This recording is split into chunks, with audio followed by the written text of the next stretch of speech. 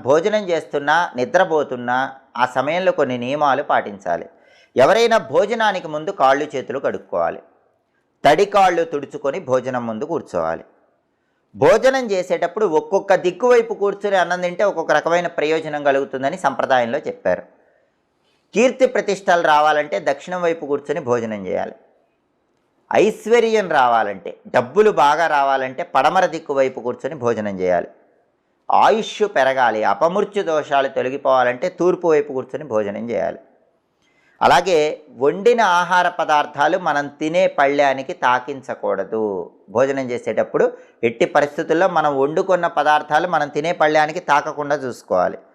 అలాగే చాలామంది ఏం చేస్తారంటే అన్నం గిన్నె వేడిగా ఉందని అందులోనే నెయ్యి గిన్నె ఉంచి కరగబెడుతూ ఉంటారు. ఎప్పుడు కూడా అన్నం పాత్రలో నెయ్యి గిన్నె ఉంచి వేడి చేయకూడదు.